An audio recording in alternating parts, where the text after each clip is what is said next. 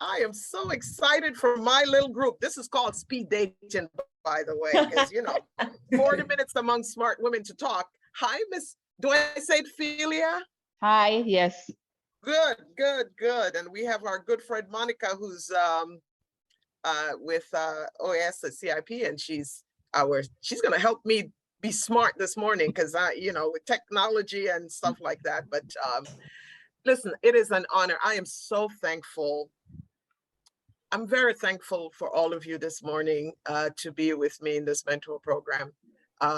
We truly call it a speed dating. And when we were putting together this, we said, oh my God, 40 minutes, we can't do that. We're Caribbean women. We talk long.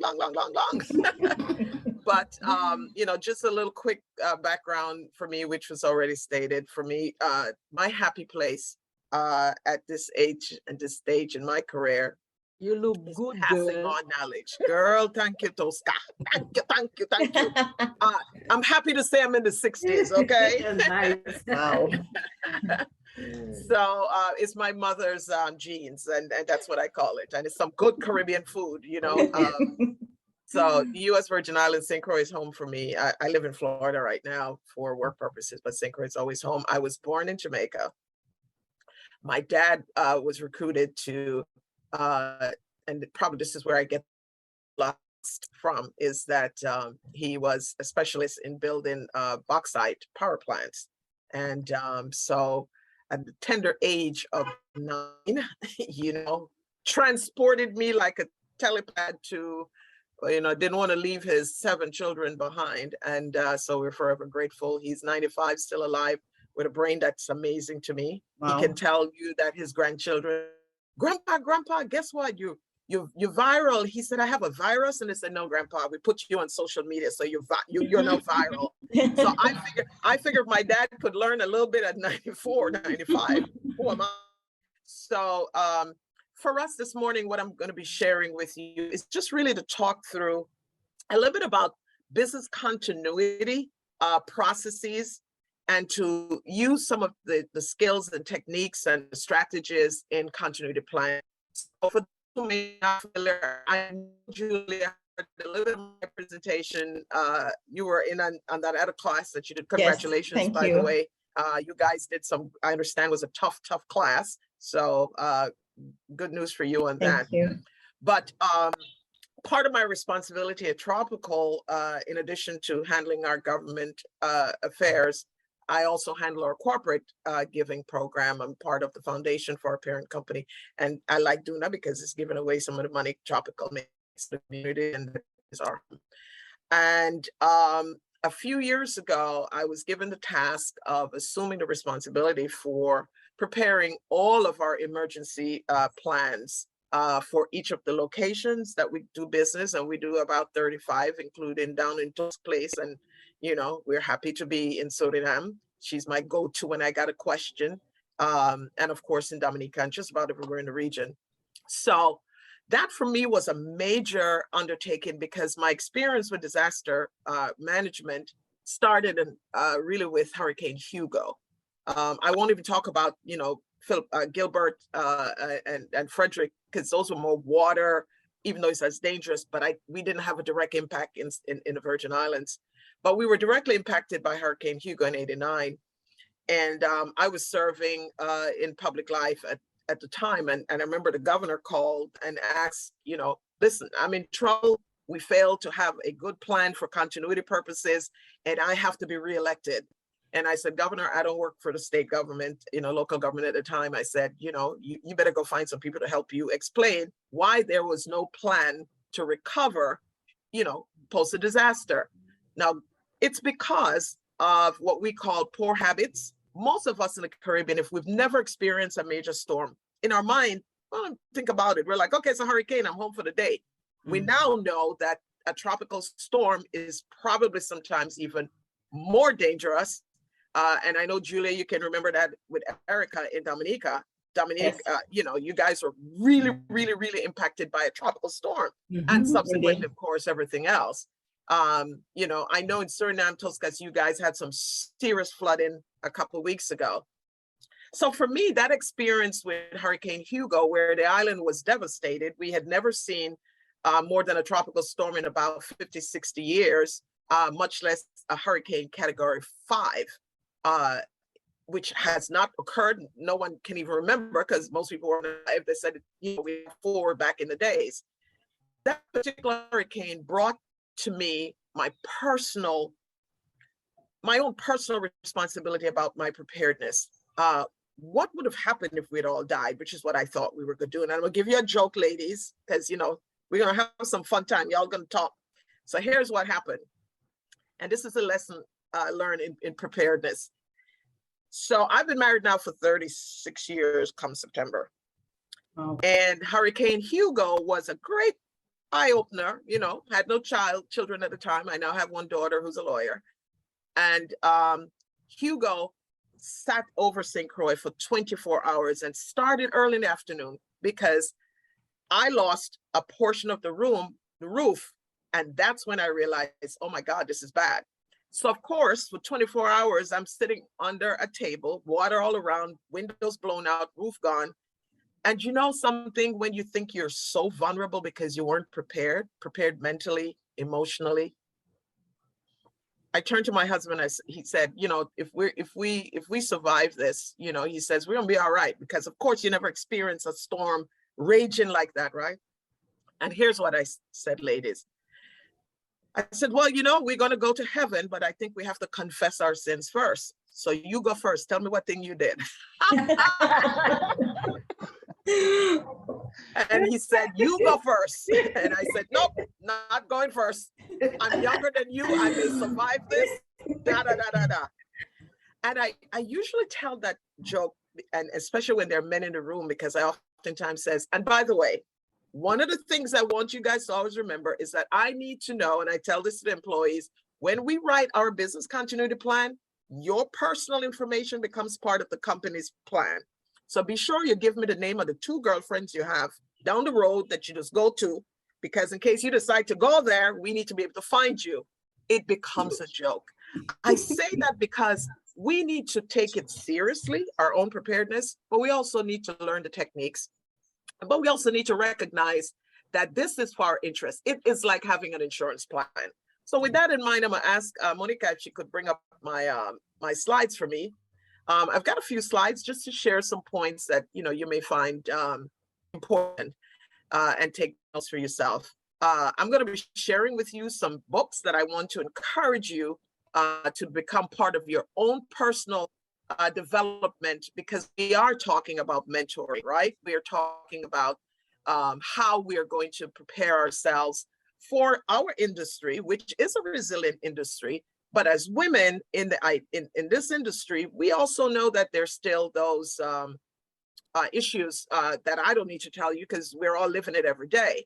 So I'll be putting flavors towards mentoring and how we do that. But the main focus is to try and take, our preparedness techniques, business continuity tips, how you write one for your organization, but to apply it to your own personal preparedness as you think about where you want to go in this industry.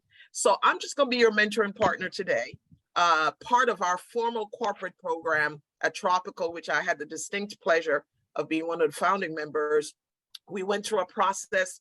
The four key persons that I served with, along with our training director, we recognized that we wanted to do this right. Just like I wanted to be sure that I was authentic when I talk about business continuity principles. That was not my personal experience or my professional experience. So I said to my CEO, listen, you need to sponsor me to go back to take a certification course in business continuity. Well, the one thing that I'm grateful for is that I work for a company that is forward thinking in a lot of ways. Women run most of our ports in our company. We have 15 women that we call our CEOs. So Tamara Lowe is like the CEO of Dominica, Carla Yan and St. Croix is the CEO of Tropical State. We mean that they are supposed to be there. So we're particular about development and training. So I went back to school and I got I became an associate certified business continuity professional, because I wanted to talk about the best practice. So I now can incorporate that in how I mentor the next level set of managers at our company. Next slide, Monica. So I'll be your mentoring partner. And one of the things I want to share with you about mentoring is that it is an idea that says why, and it asks why all the time. Why do I want to mentor? Why do I want to go to the next level? Or why is it that I'm participating? That's the first question I always ask my mentee. Why are you here? What is it that you want to learn from this, right? And I forgot to turn on my own timer. So with that in mind, let's just ask this question. And I'd like you to think about this, jump in, because I would hope that one of you or two of you or all of you during a breakout session can talk about what about this mentoring, speed dating, that you can apply to your personal life and how much you may want to know additional stuff. So can you handle a disaster? Anyone want to tell me whether or not they've had an experience that they think is necessary for that question? I won't pick on anyone, but I may have to.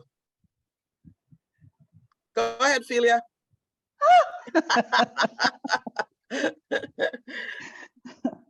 Oh yes, I can handle a disaster.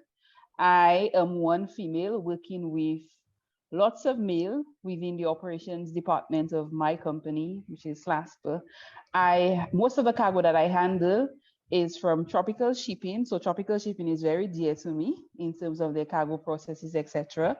And yes, we can handle a disaster because at my port, we have equipment problems and we have had a few setbacks because of staff turnover and COVID, and that was disastrous.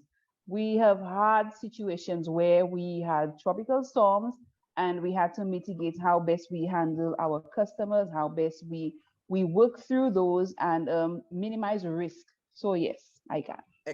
Excellent. Thank you for that.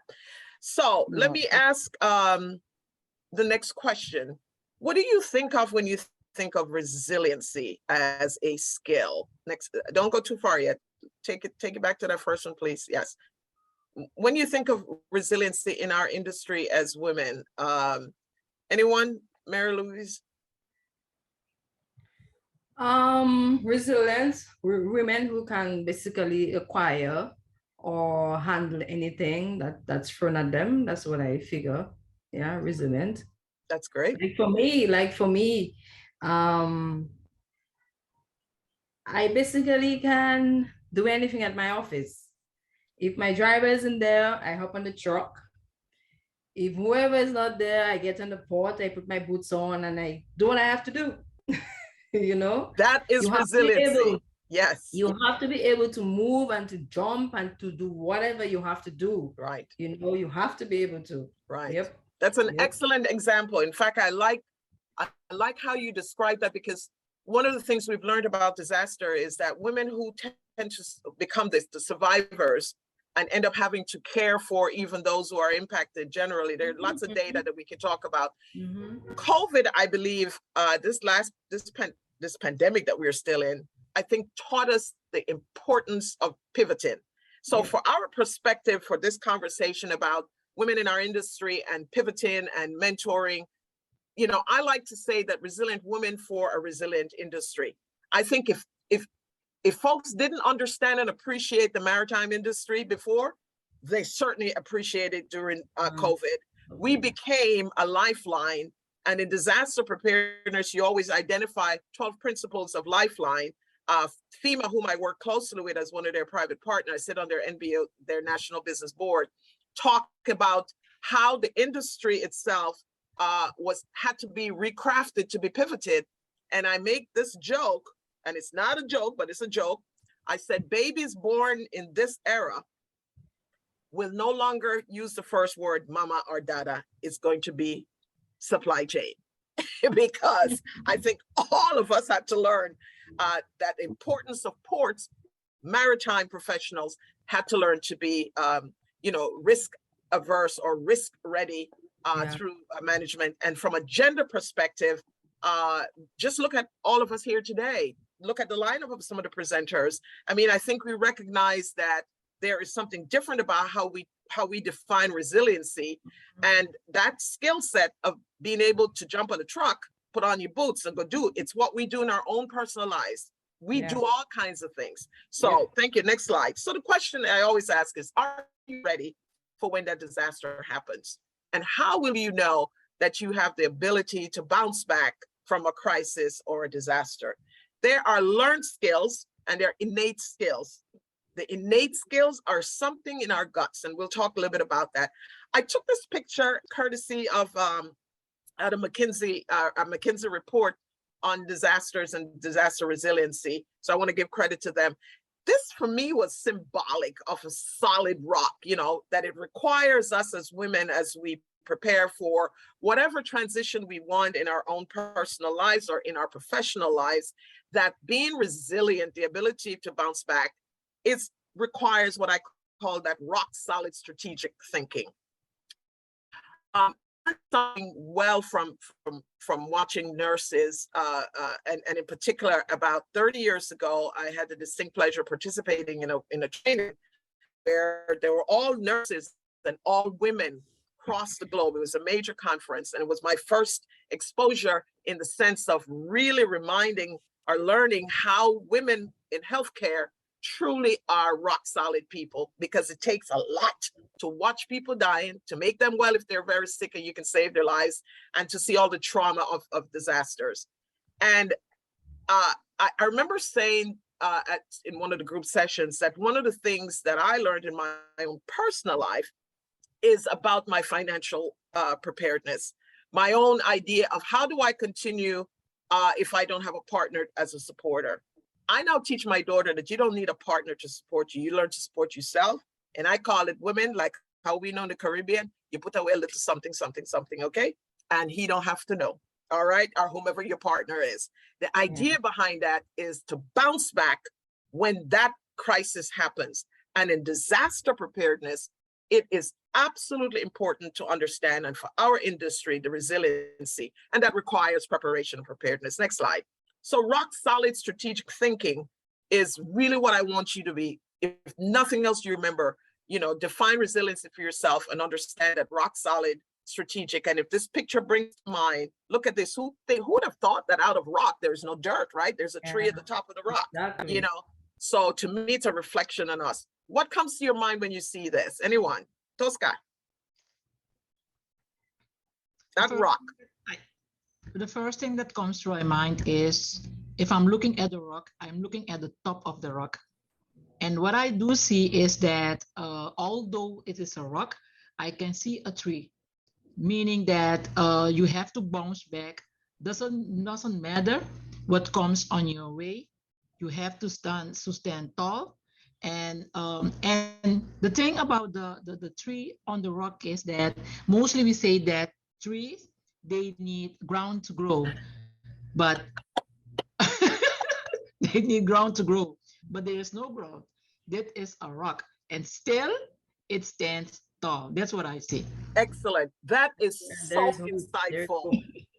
Oh my God. That for me, when I saw it, was how can a tree that green grow out of a rock? And it chose to be the top. That's women.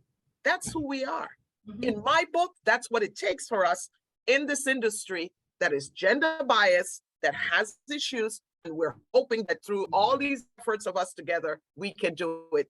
And thank you, Toscas. That is us. Thank you for that. That was so descriptive. I hope all of us agree on that. Next slide, please. Next one, Monica. So let's talk about the connection to resiliency and mentorship. There's a book that I read that in preparing for this session with you guys, I was in a bookstore. I love books, and I go in these old bookstore and buy books. And I found this book that it's called The Invisible Women, and it was a focus on how gender perspective and resiliency connects, the discrimination or the lack of insight or the bias, the bias towards women in our industry. And that book, I put the source down there so you guys can Google search it and see if it still is in print. I'm sure it is. So Invisible Woman by Caroline Credo Perez, she talks about, it's not the disaster that kills you, it's the unpreparedness.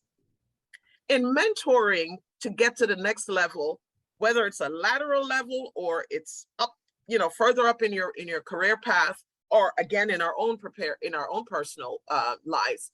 It is not the disaster that kills you. It is that unpreparedness. She pointed out in her book that women are also more likely than men to die from indirect effects of war. And I put all those little dots there because I remember my English class said, if you didn't finish your thought, just make sure you remind yourself that you got to finish it. So in this, I want to just stop there for a matter. It's not the disaster that kills you. It is unpreparedness. Women are also more likely than men to die from indirect effects of war, war being a crisis, war being a disaster.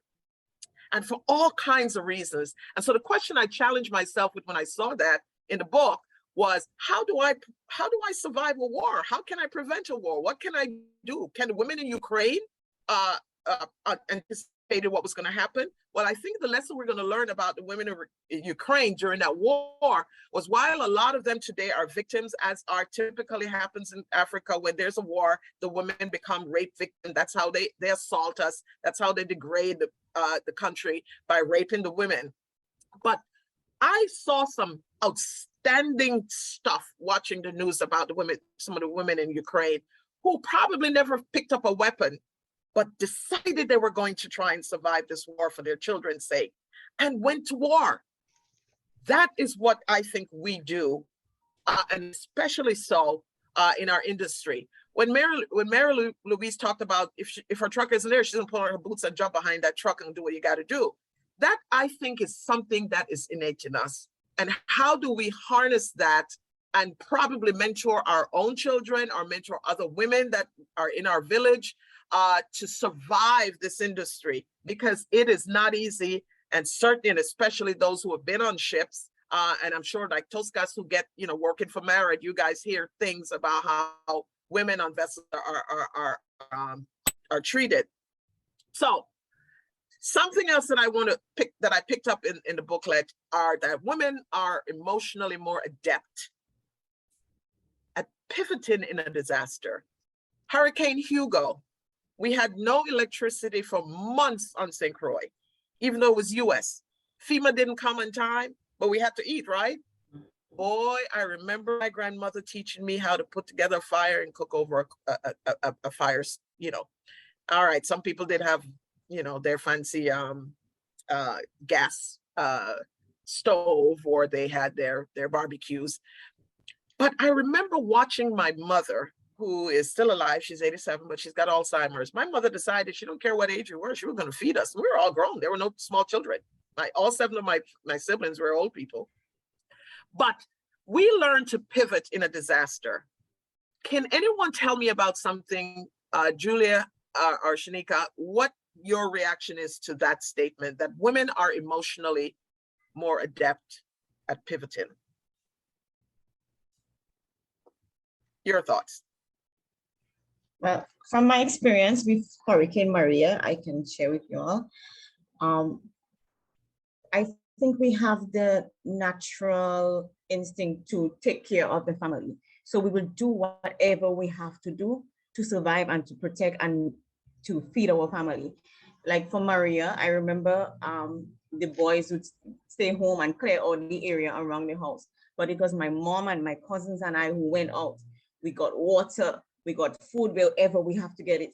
And we come home, we cook while the guys working, we cook the food. So we have that natural tendency to take care. So I think we would like nurturers, right? We yes, nurture. We nurture, right.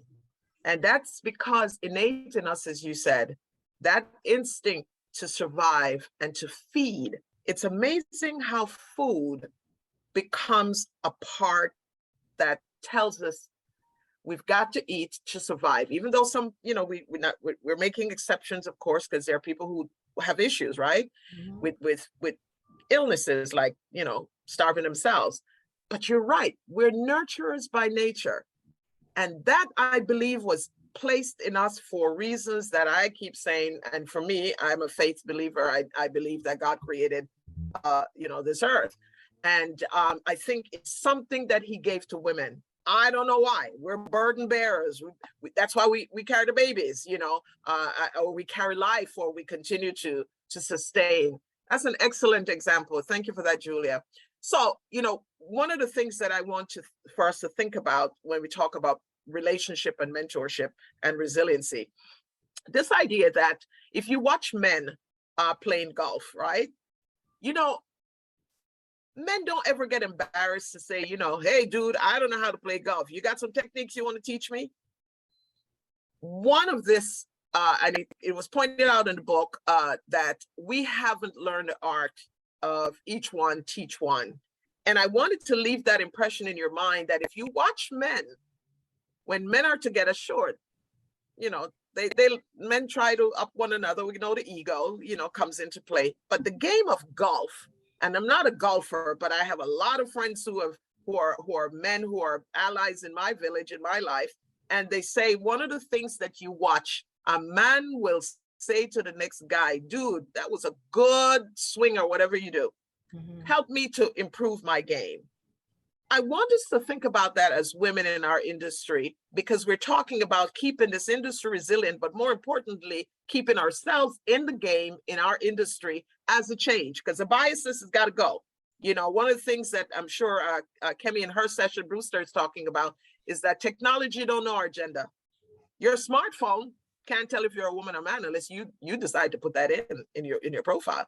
So technology today is advancing our industry and creating opportunities for women, you know, using technology. And I can assure you that men playing golf only compete to see who can hit it the furthest. That's something for us to think about when we talk about creating a resiliency in our industry through the use of mentorship.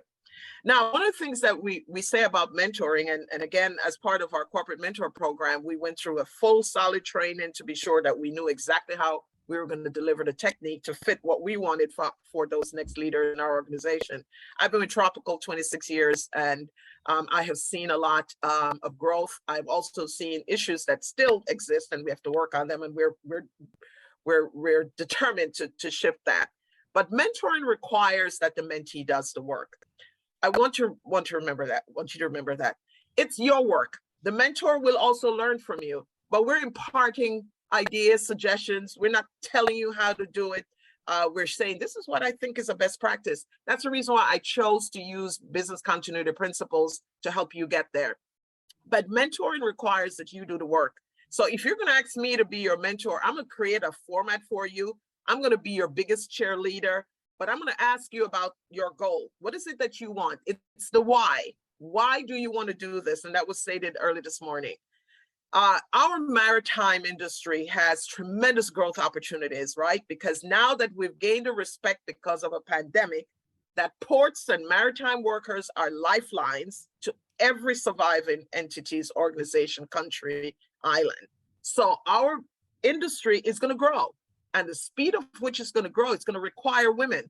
There are shortages going to school. Men are not finishing you know, we got issues. We all know them, right? So I believe, though, that as the industry grows, you have to personally say, I want to be mentored, and then begin to find what I call a benevolent sponsor. And that sponsor could be another woman, but it can also be a man. You know, I've said create allies in your village. And remember that, by the way, never forget that all of us need to have a village. I have a group of women in my village, and each of them have a different role. They will tell me, Jen, girl, that's dope. And then they'll say, that's a stupid thing you're doing. I respect that. I trust them. They are in my village. One of the things I tell mentees in my program is identify a work village, right? People whom in your work environment that you can trust. Sometimes you may not even have a great relationship with them, but you observe maybe the things they do well, or even the things they don't do well. But select a village for yourself, a village of women that will create a support system from which you rise. So as our industry is in a growth stage, it is also shifting and changing. And I want to encourage you that you need to find sponsor, but you also need to build allies, and the allies could be men. So That book, again, as I talk about the source Invisible Women, has some great suggestions for how we can maneuver ourselves. It's a hard book to read, but I want to encourage you to do that.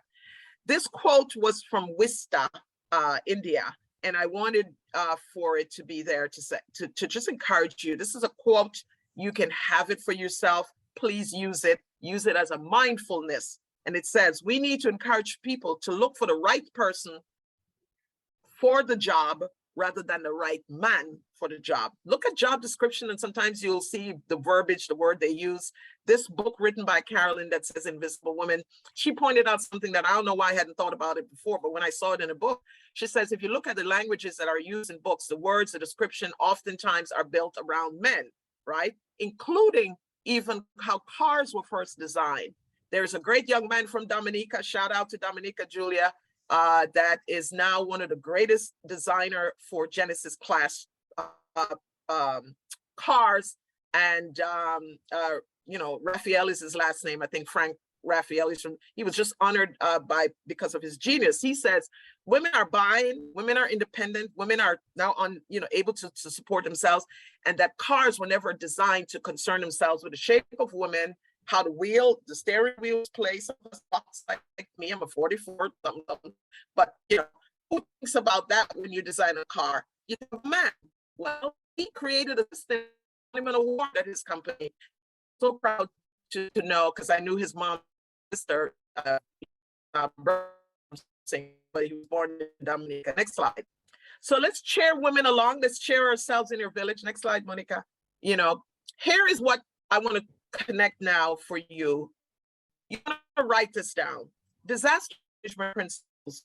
And you can participate in your local emergency management agency in each of your islands. They will share with you that this is a standard description of preparedness. I want to encourage you, by the way, to join up with your local emergency management agency as volunteers. So when a disaster comes, you're also front and foremost and able to get your island up and running again. But disaster management has certain principles, and it's usually consistent. At Tropical, we have adopted this as a tenet for our business continuity, meaning the purpose and the policy for our disaster preparedness. Our business continuity concerns itself first and foremost, always in the center, it's people. Our position is if our staff is ready, they're prepared and survive a disaster, their family is intact, then they're more likely to come back to work. So we pay a lot of attention to how our plan for today to recover tomorrow involves and revolve around people. We didn't create this. This is what the professionals in business continuity says the best principles. So it's always a continuum, it's a circle. So it starts with preparedness so that you can be responsive well, that you can get to recovery faster, and then you begin the cycle again by mitigating. Because every time in a disaster, this is a lesson in our industry and for mentoring purposes, let me connect this for you. The prepared you are and your ability to recover from a setback on your job or in your personal life so that you can recover, hopefully you will learn the gaps. The lessons learned is where the mitigation or the repair are finding the lessons learned. So mitigation is what did we not do well? Or what did we do well that we needed to replicate? Mitigation suggests that some incident has occurred, some damage, something, and you want to use this to recover and to learn how to mind the gap, fix the gap, repair the roof, do better shingling, do whatever else we got to do, redesign the roof, which I think was one of the greatest lessons I learned after Hugo, was how to make sure that my roof remained intact from a Hurricane 4 or 5. So continuity planning suggests this disaster management principles you can put in place in your own personal preparedness and continuity planning, and gain that from the best of mentorship. Next slide.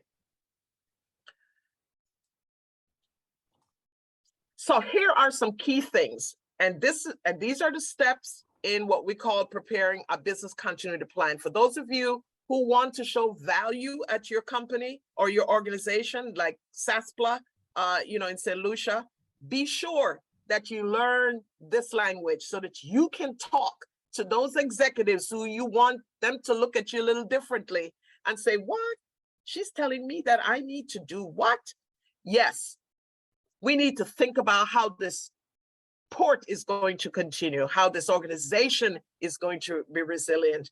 And it sets you apart. One of the things that I'm observing is that those persons, women in particular, who have the skill set are pretty good at finding ways to show themselves as different, set apart by learning this continuity skill set. So you must have an executive sponsorship. Someone in your organization, in charge of the organization, must know that this is an important part of running the business, right? So when we say executive sponsorship, it don't have to be the CEO, it could be your own general manager, it could be a person who you report to. If you're the general manager, chances are you're reporting to the board, you know. So first and foremost, you must have an executive sponsor. In personal preparedness though, I tell myself I'm my own CEO. I'm the chief architect of how I'm going to recover and what I'm going to do for myself to prepare myself for the next storm or crisis or disaster that may come in my life. One of the requirements to write an effective plan, though, is assessing your risk. We call that the RA, assessing your vulnerabilities. What are you vulnerable to? So, for example, we know in Dominica, you're surrounded by water, 365 rivers, and we're subjected to Atlantic storms as well as those coming off the Caribbean Sea. How have we done a vulnerability assessment that says, you know, we should be building this building a little higher, or we shouldn't be building it here? Or in my own life, I'm vulnerable to certain things. What are those things that makes me vulnerable? And what are the risks towards my own personal safety or my family or my own career path or even in my personal relationship? None of us want to be in a relationship where we're abused, whether it's physical, emotional, or you know, whatever. We need to say, is this person good enough for me? Because I am the executive sponsor of my own preparedness and my own ability to survive, you know, in my career or in my personal life. So know the risk. That's a step that you can harness for your business, for your professional growth, but also for your own personal. And that's my mentorship guide to you. You write a plan to respond and recover from those vulnerabilities. I remember years ago, I was in St. Lucia, I did an assessment of where our old office was. And I remember asking our manager, Gerard, I said, there's a lot of restaurants next door to us and hardly any pathway between the wall that separates us from these restaurants. I said, what are we doing for fire hazard? No, I didn't say you need to move out the building, but I needed you to assess the risk and know you're vulnerable to fire. And did we have all the equipment necessary to put out a fire should there be a fire from a kitchen? And we got all this paper in our offices. It was less than a year after that we ended up having a fire and had to rewrite our plan. So understand that writing your plan requires you to do something. Yeah, Philia, you wanted to say something. Go ahead. I just agreed with you with what you said about St. Lucia, the office and the fire. I remember. Yes, scared me. And then, of course, I always say have a backup plan. Every business continuity plan requires a backup plan. And a plan should not be on the shelf. You have to test it. You got to exercise it, build muscles into it, identify the weak links. All of us are now living in an area in the region where we get hurricanes, we get volcanoes, we get earthquakes, we get everything. We now need to test the plan to see if there are weak links and what do we do to address the weak link. Take this example into your life. Take this as a personal part of your own preparedness for your mentorship opportunities. Next slide. And I think this is my final slide. And then we got about 10 minutes and I want to ask questions. So I put this chart because I learned that writing goals requires me to be smart. Please write this down. SMART, S-M-A-R-T, means don't just create something out of your head and get yourself, you know, all flustered because you didn't achieve a personal goal. A lot of us at the beginning of the new year always have these wishes, resolutions. I had to learn this. So SMART means S, be specific. What do you want to accomplish? That's being specific. I want to be healthy. Don't say you want to lose 20 pounds because we may never lose the 20 pounds, right? But we want to be healthy. So it means I'm going to change my diet. I want to be a better person in my professional life. I want to learn new skills. So the SMART goal says S, specific, make it measurable. You know, how will you know that you're achieving? I learned something from my old CEO, Rick Morrell, that says, how do you eat an elephant? One bite at a time, right?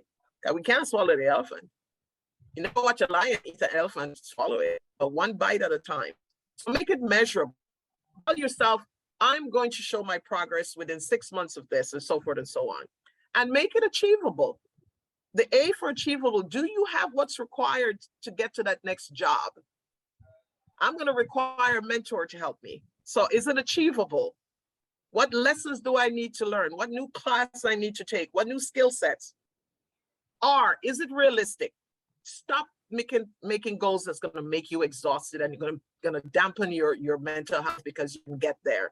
T, is it timely? You got to be realistic. Don't say I'm going to be healthy in 5 weeks, knowing that's going to take you 5 months to change your dietary thing, right? And then timely. Always be realistic in setting that time. And so a SMART goal, when you write it down, make it simple, make it doable.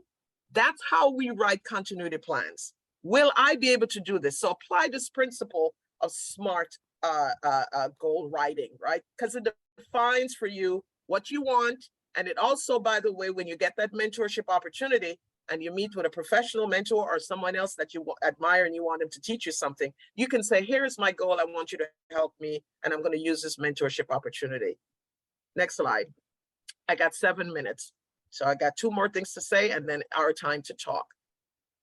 If you ever don't, I use certain quotes. I don't know about you, but listen, I'm a word quote person. I collect all kinds of wisdom. I even copy stuff from people's WhatsApp thing and say, oh, that was a good one. Oh, I'm going to keep that. Shanika, what is your favorite quote? I like this one. Tell us one that you think you live with. The prayer of serenity. My favorite quote. Yes, because I realize in life, and right now, because of the different challenges that we have to face, and especially on the job, you just need to just say that every day in order to cope with the situation. Yes, yes, that's a good one. That's a good one. Oh my God, I love that, the serenity prayer. Yes, yes, thank you for that. So it's better to bend than to break, right? I think a lot of us have been broken by experiences of life and so forth and so on. But in this context, I want us to think about this from the perspective of lessons learned in business continuity planning. We will bend if we're not prepared and we haven't learned the lessons from the disaster to help us recover and mind gap by mitigation. So I always say, for me, it is better to bend than to break.